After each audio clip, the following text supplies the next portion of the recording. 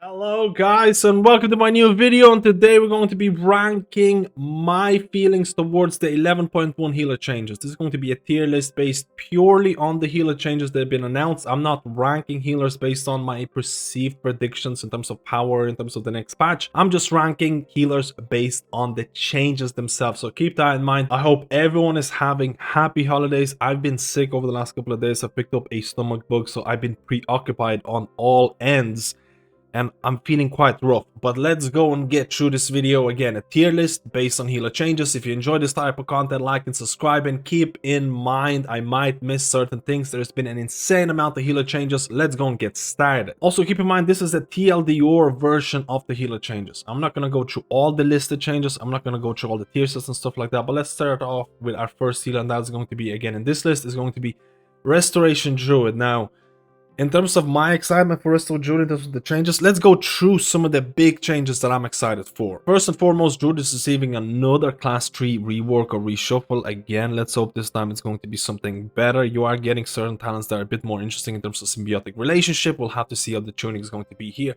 Keep in mind, I'm not really looking at the numbers right now. I'm looking at the intention of the class design. But outside of that, the biggest changes are due with Resto Druid mastery changes, and these are big ones. Master Harmony effectiveness increased 30%, now reduces its bonus with each additional heal over time effect. So the developer note is this update to Mastery Harmony is intended to reward more heavily the first few heal over time effects applied to allies.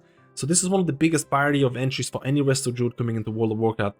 Someone takes unexpected damage, you don't have HOTS on them, and you feel like you're behind. And there's a lot of situations where someone dips to 50% HP, there's still continuous damage happening. I don't have HOTS on them because I did not expect this to happen, and I'm falling behind. This change, if done properly, if tuned properly, can really help out a lot of Resto Druids, especially with this unexpected damage, especially for new Resto Druids who are not 100% certain of the damage or AoE patterns. Again, let me know how you feel about this. It's definitely one of those changes where you need PTO to really test out how big of a difference it's going to make in Mythic Plus and raids, because Blizzard is not really including the numbers here, and it's not like you don't want to stack HOTS on people. You still have that class fantasy. You can read it here. The scaling will always make it a bonus to have an additional heal overtime effects on targets.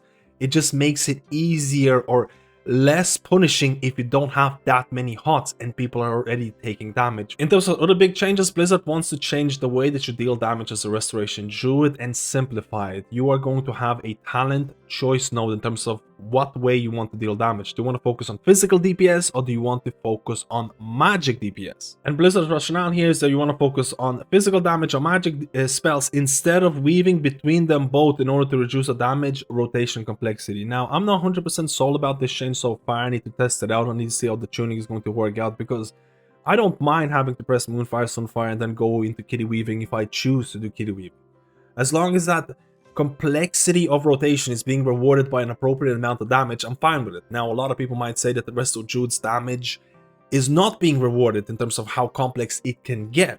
So maybe this is going to be good if Blizzard is going to tune this properly. We'll have to see. And the last thing I want to talk about is Resto Druid tier set, because I think it's extremely applicable if you're, or specifically someone who plays Mythic Plus. Then the Life Bloom's Bloom has a 30% chance to apply insurance to its target for 10 seconds. When insurance is consumed or removed, it leaves a missing rejuve, regrowth, or wild growth heal overtime effect for 15 seconds on its target. Now, if you're playing Resto Druid in Mythic Plus content, you're fully aware that a lot of your build is focused on Life Bloom. You are running double Life Bloom build, you are running photosynthesis, and I feel like this tier set bonus could synergize with that really well. I'm not sure how this is going to impact raiding situations. And in terms of where to place or rank Resto Druid in this tier list right now based on changes, I am excited about the mastery change. Now, I know we need to see PTO in terms of seeing the numbers, how it's going to impact raiding Mythic Plus. You have to remember that in raiding, you don't get to blanket everyone with as many HOTS as possible. So maybe this is Blizzard's way of trying to balance the two. We'll have to see. We have to wait for PTO. I'm not 100% sold about the DPS changes. We'll have to see about that. And I do like the tier set bonus, and I'm fully aware that it's more aimed towards Mythic Plus, which again is the content that I primarily focus on my Resto Druid. And because of this, I'm going to place Resto Druid changes in excited tier. And now let's talk about the next healer, and in this list is going to be Discipline Priest. And Discipline Priest received quite a few changes, and I think there's going to be a mixed reaction to this changes so far. Let's talk about some of the big highlights before we're going to be placing this in my tier list. Now, some of the biggest changes that happened to Discipline Priest: smite damage has been increased by 25%, Shadow World Pain damage has been increased by 25%, but they did try to reduce the reliance on Void Weaver by reducing Entropic Rift damage by 20%. On top of that, it did remove Rapture, so keep that in mind. No longer you will have Rapture as a Discipline Priest. And on top of that, they're also reducing some of the CDO reliance because talents like Void Summoner no longer has Smite included in their talent. If you're playing Discipline Priest right now, you're fully aware that with Void Summoner and pressing Smite is important because the more Smites you're going to be pressing, the faster you're going to get your pet because you're so reliant on things like Mind Blast and your pet. And coupled with the fact that Train of Thought talent is also being removed, and again, Train of Thought talent would provide you with another CDO kind of gameplay through Penance, and Penance would interact with the rest of your toolkit in a nice way. So these changes have caused a lot of people to question what the gameplay is going to look like for Discipline Priest. The overall summary of the changes, I'm unsure about it because I primarily focus on Discipline Priest and Mythic Plus, and there is a lot of this CDO gameplay. There is a lot of this press more buttons so you get your pet faster. There is a lot of emphasis on Void Weaver. There's a lot of emphasis on Entropic Rift, pressing Mind Blast, and all those things. And again, some people really like that gameplay and some people really hate it. Some people really want something different. And now you're getting buffs to your Smite. You're getting buffs to your Shadow World Pain. You might ask yourself, continuous healing versus cooldown reliance. Which kind of gameplay do I resonate more towards? So guys, let me know how you feel about the Discipline Priest changes so far. Are you a fan or you're someone who don't like these? Because I know for a fact there's going to be a lot of people who are going to really like them. They're going to be really excited about it.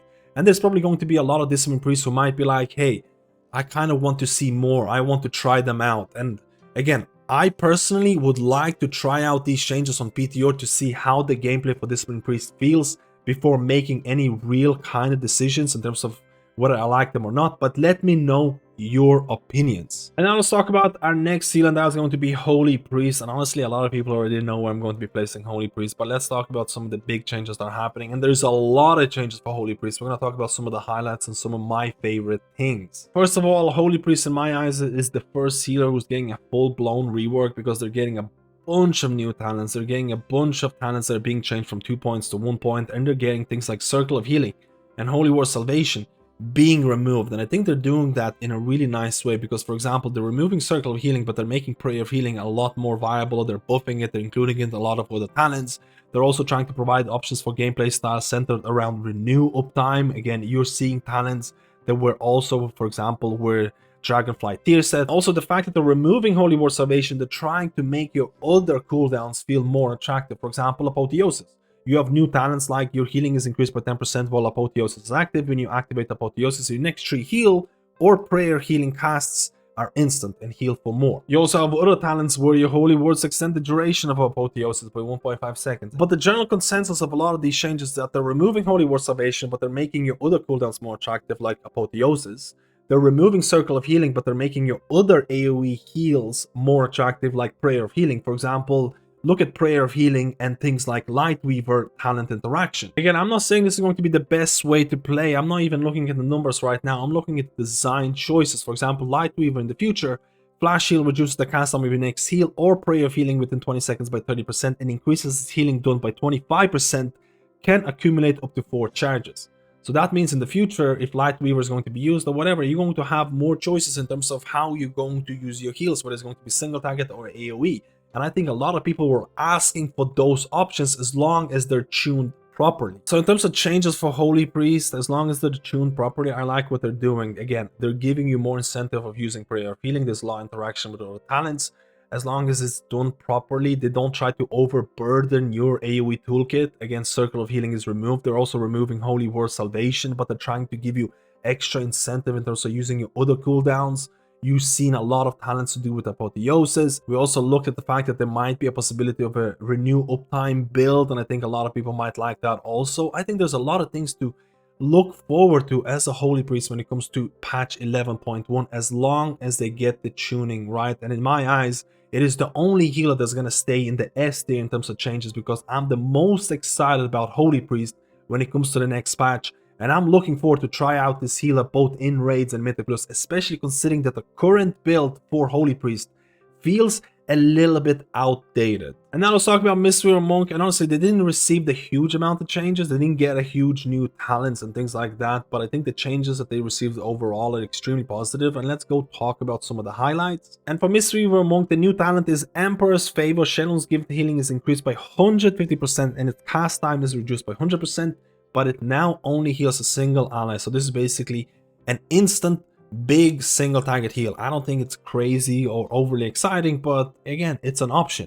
And outside of that, majority of the changes here are to do with the fact that they're trying to increase Mistweaver Monk's effectiveness when it comes to smaller trash bags or fighting bosses. And the perfect example of their intentions can be seen in the Jade Empowerment redesign. It increases crackling Jade lightning damage by 2000% to its primary target and cleaves 4 additional enemies at 25% effectiveness. They're trying to make Jade Empowerment, after using a Thunder Focus D and using a Crackling Jade Lightning, more appealing on single target. Because right now, if you're playing Mistweaver Monk, you're fully aware that in order to optimize your Jade Empowerment talent, you want to use it on max amount of mobs, you want to use it on large trash bags, you want to get the most amount of damage and the most amount of healing. And Blizzard is trying to give you more incentive to use a lot of these abilities mentioned here in smaller trash bags or on bosses. And I think that is a big win, and if Blizzard is going to tune this properly, I think this is going to make playing Mistweaver Monk a lot more fun. So in terms of Mistweaver Monk changes when it comes to patch 11.1, I'm excited for the changes that Blizzard has announced. Now, the fact that they're trying to make your Mistweaver Monk feel more effective when it comes to smaller trash bags or single target bosses, I think this is going to be a big quality of life for Mistweaver Monk. Now, in terms of new talents or new reworks being happening, I don't think there's a huge amount of things that are changing. We'll have to see. Again, I might be wrong with this. We'll have to see in the future. But this is why I'm not placing Mistweaver Monk in the S tier. Because in my eyes, Holy Priest is getting a bunch of new talents, possibly new builds emerging, or maybe, again, more variety. And Mistweaver Monk, in my eyes, is getting overly positive changes, but maybe not groundbreaking changes. Again, let me know how you feel about that. But I'm going to be placing it in the excited tier. Again, it could fit into that S tier in my eyes, but let me know if I'm being somewhat cautious here. I'm gonna place it in excited. Mistweaver Monk dev is definitely cooking, and I'm enjoying the changes so far. And now let's talk about our next season. That's going to be Preservation of Evoker. They received quite a few changes to do with Flame Shaper and trying to make it more compelling in that Mythic Plus content. Outside of that, there isn't a huge amount, but let's go and talk about the highlights before we're going to be placing it on the tier list. Again, I already talked about this in terms of Blizzard trying to make Flame Shaper more effective in dungeon content. Instead of increasing the duration and spreading Fire Breath and Dream Breath, Flame Shapers can now cast Fire Breath and Dream Breath more often. Now, you can see this in some of the talent reworks in terms of how Engulf cooldown is now reduced by haste. I can resonate with Blizzard rationale in terms of trying to make Flame Shaper more appealing when it comes to Mythic Plus content, because you're getting your Fire Breath, your Dream Breath more often. But honestly, I barely played Flame Shaper as a Preservation Evoker in Mythic Plus. I've been mainly focusing Chrono Warden when it comes to that Mythic Plus content, and I did play Flame Shaper in Raid because it was absolutely busted when the Raid was initially released. So I'm not sure how these changes are going to impact Preservation Evoker Flame Shape viability or fun factor when it comes to Mythic Plus. Please let me know. But outside of that, there are quite a few quality of life improvements for Preservation. For example, Dream Breath now heals yourself and 5 injured allies. And Blizzard's or developer notice this guarantees a Dream Breath heal overtime effect will always be on yourself, so you never have to purposely miss allies with Breath Cone, which used to, again, there is this like degenerate gameplay where you would miss your Dream Breath in order to get Dream Breath hot on yourself because you needed to do that for Engulf and things like that. So there are a bit of quality of life improvements. Now, where should I place Preservation of Evoker in this list? Because I'm probably the most torn about this, because I'm relatively excited about the Flame Shaper rework in terms of trying to make it more appealing for Mythic Plus. Are they going to achieve that? I don't know. But I do appreciate the fact that they're trying to give you more opportunity for pressing Fire Breath, Dream Breath. Again, I feel like that would be something that would be fun in Mythic Plus content, but are they going to achieve that in a good way, tune this properly? I don't know. I do like the quality of life improvements in terms of Dream Breath always applying to yourself. I think a lot of Preservation Evokers, especially in raid content, are going to really appreciate that. But I don't really, again, I kind of wished for more changes for Preservation Evoker outside of the hero builds. I do talk a lot about the range limitations and things like that, so should I place a Preservation Evoker and needs more changes? Because I still think range limitations can actually be a big pain point for this spec. So in my eyes, I'm going to be placing Preservation Evoker in the unsure section right now because I want to test out Flame Shaper changes in Mythic Plus personally to see how they feel. I think a lot of Preservation Evokers might be excited about the changes that are coming, and I want to test out more things to do with Flame Shaper because I just don't play Flame Shaper when it comes to Mythic Plus. Let me know where you would place Preservation Evoker in this tier list. And now let's talk about Holy Paladin, and I know there's going to be a lot of people talking about or have some questions about the changes that were announced for 11.1, and again, let's talk about some of the highlights before we're going to be placing Holy Paladin on the tier list. And for Holy Paladin, there's been a lot of changes to some of your hard casting abilities. There's been changes, for example, in terms of how Infusion of Light works with Flashlight. In terms of some baseline buffs to Holy Light. There's been changes to some of your talents that affect those abilities. The developers noticed that Flashlight and Holy Light have a lot of power tied into talents modifying their effectiveness, and we would like these spells to be more effective to cast without these talents, and casting these spells without Infusion of Light active to be more viable option. And I know this has ruffled a lot of feathers because a lot of people, myself included, feel that the peak gameplay for Holy Paladin is when you have to do as little hard casting as possible. Personally, I would have liked to see a lot more buffs being added to something like Holy Shock and your Holy Power spenders, and on top of that you'll see nerfs added to Lightsmith and Lightsmith AC. Hammer and Anvil healing is decreased by 20%, and Blessed Assurance now increases damage to Crusader Strike by 20% instead of 180. And it's not going to be a big surprise when ranking Holy Paladin changes so far for patch 11.1 that I'm going to be choosing some of the 2 tiers right here, because I could be placing Holy Paladin and needs more changes, because I genuinely believe Blizzard has to have more changes for Holy Paladin, because we talked about the spot healing, we talked about the fact that, again, as a Holy Paladin, you're losing your old tier set, you're gaining a new one, and there's going to be certain holes that need to be patched up. But I could easily place Holy Paladin in the question mark tier also. I actually think a lot of the changes for Holy Paladin in the War Within has been somewhat questionable. Do you remember when Blizzard wanted to nerf Holy Paladin, when Holy Paladin was not meta or OP or anything like that, and then they end up reverting the changes? I'm actually relatively scared about the future of Holy Paladin because I'm not sure if I trust Blizzard to achieve the most fun version of Holy Paladin, and that is really sad for me to say.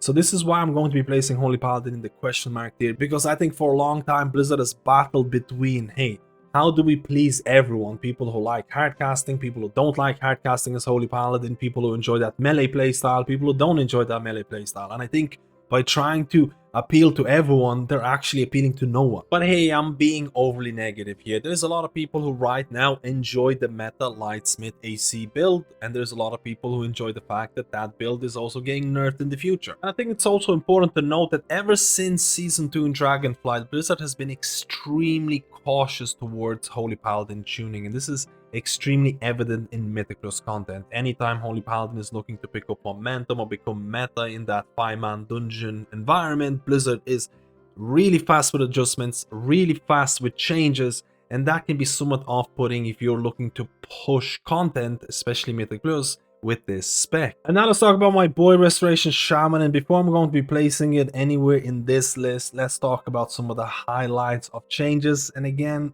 there are a couple of questionable choices. Let's go and look at them. First of all, for Shaman specifically, they did remove Ancestral Guidance, and that is a pretty big deal because in my eyes, they didn't really compensate for the removal of Ancestral Guidance, and that is something that I'm hoping is going to happen in the future, and this is going to reflect my marking or my tier list position of this.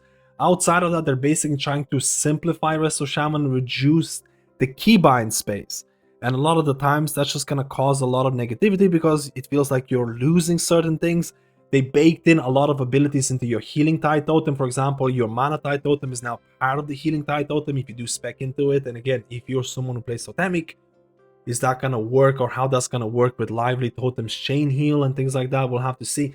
They did add certain talents in terms of your Earth Shield and Water Shield is no longer going to lose charges, and therefore you don't have to reapply it, which I think is actually a pretty sizable quality of life, but it is also positioned very low down in the talent tree. We'll have to see how easy it's going to pick it up. I think it's easier to visualize if you look at the talent tree right now. You can see Healing Wave is no longer here because you gained baseline at level 11, which hopefully gives you a talent point to mess around, and you're like, okay, I get to try out different builds.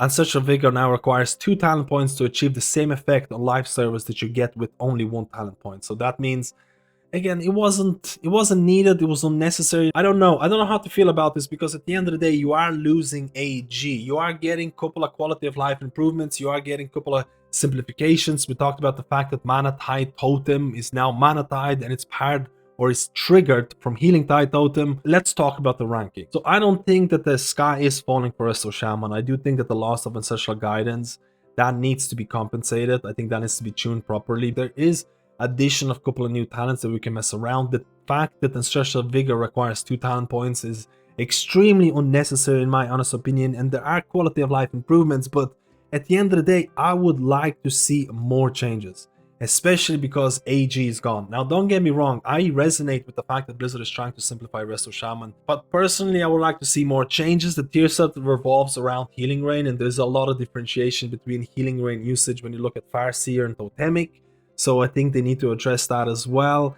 Again, needs more changes, I think is relatively appropriate. Let me know how you feel about my ranking for Resto Shaman. And this kind of concludes my whole video in terms of ranking healer changes. Keep in mind, this is only ranking the healer changes, not the actual healing specs, because I might be doing videos in the future when I get to test out the changes on the PTO themselves. So right now, I'm going to stick by this because I genuinely believe that the changes that I've seen for Holy Priest, there's a lot of new talents, there's a lot of new synergies, there's a removal of certain talents, but there's also additional emphasis on the existing talents, which I think is actually the right way to design a class. Right now, I feel Holy Priest gameplay feels a little bit dated, so I think the class or spec rework is absolutely warranted, and I think the changes that I've seen so far are pretty good as long as the tuning is correct. We saw Mistweaver changes. I don't think they're getting a huge rework. I don't think they're getting a huge amount of new talents and things like that. There are talents being added, but outside of that, I think the mentality of trying to make your Mistweaver feel more impactful on smaller trash packs or single target is actually something that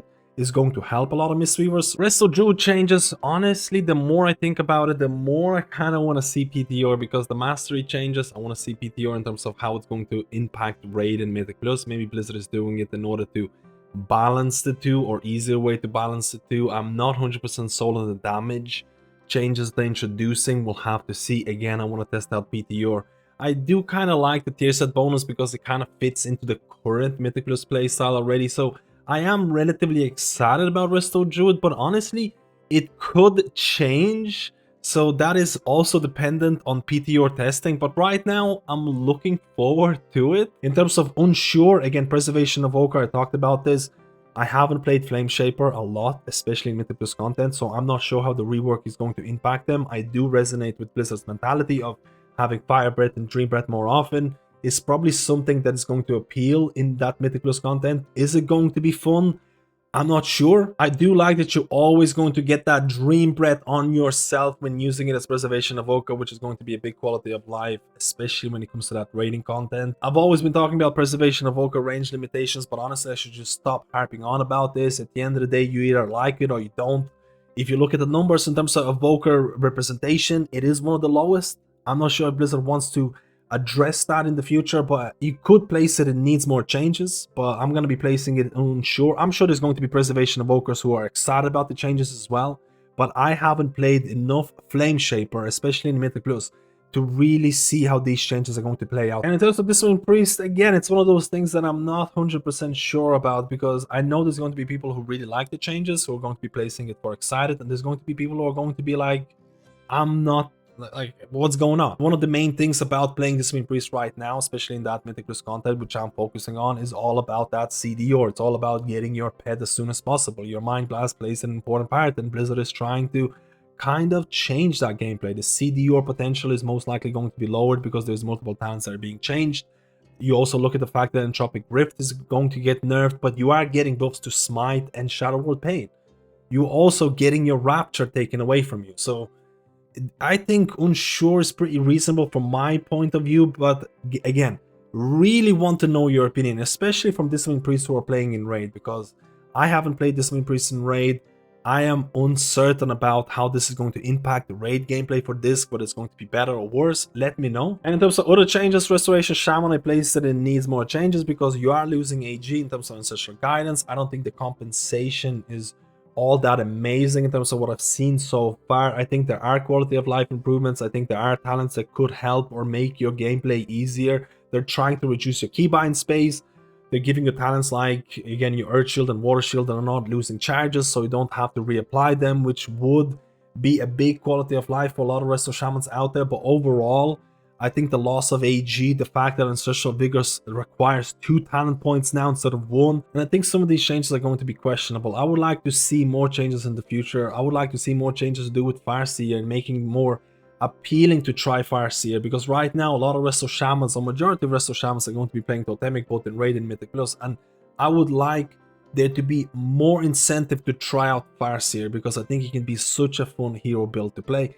And in terms of Holy Paladin, again, I placed it in the questionable tier because I do think that Blizzard might be uncertain about what they want to do with Holy Paladin. The changes that we've seen so far in terms of some of the hard casting abilities, again, I'm not sure if there's going to be a lot of people who really enjoy that. It's going to split the community.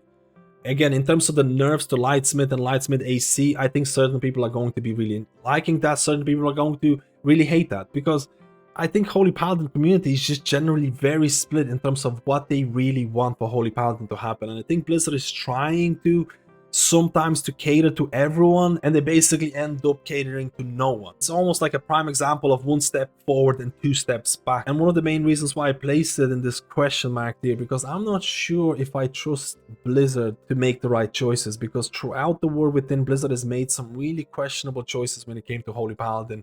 Again, I talked about the fact that they wanted to nerf Holy Paladin when he wasn't meta, and then they had to revert the changes because of the community. Don't get me wrong, I'm really happy that Blizzard reverted the changes, but the fact that they had to revert the changes in both Holy Paladins has kind of made me doubt a lot of things about Holy Paladin or Blizzard's way of handling Holy Paladin. So right now it's in the question mark tier, but don't let me get you down. There's still a lot of time left, and I'm sure there can be a lot of changes made in between to help Holy Paladin. Let me know how you feel about this video. Let me know which healer changes that have been announced so far for 11.1 you're most excited for. There's no right or wrong answers. Let me know which playstyle you enjoyed the most. Let me know which healer you're looking forward to trying the most in Season 2. And if you like this video, like and subscribe. It really helps me out.